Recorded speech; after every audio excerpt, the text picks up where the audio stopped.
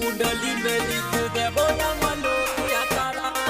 कुंडली में लिख देबो यमलो किया तारा। म्यूजिक बाय विकास बेतिया।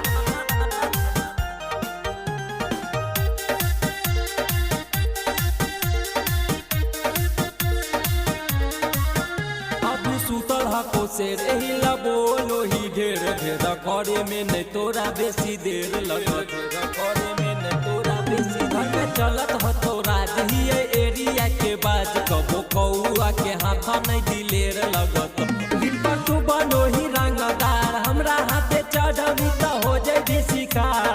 पूरा खानदान कर तो सोकिया तारा कुंडली में लिख देबो यमलो किया तारा कुंडली में लिख देबो यमलो किया तारा कुंडली में लिख देबो यमलो किया तारा कुंडली में लिख देबो यमलो किया तारा।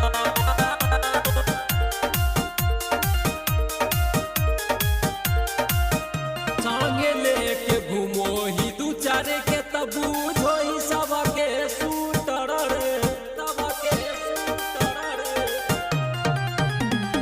रंगदारी गाना सुन के बनो ही रंगदार सुन न बेटा कबूतर रे डाली काटा के सटौरी हंगामा करही सब जिलावा के नाम लेके बहाना करही हमरा से बचे के रहना तो हो तो खतरा कुंडली में लिख देबो यमलो किया तारा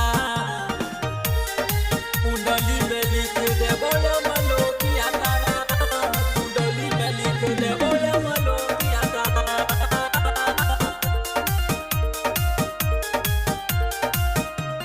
सांसद विधायक थाना पर भारी सभे हको हमरा अंडर रे सभे हको हमरा अंडर रे बीच चौराहा पछे के छे उतारब हो जेतो पूरा बवंडर रे कमर में लेके काटा रंगदार बनोही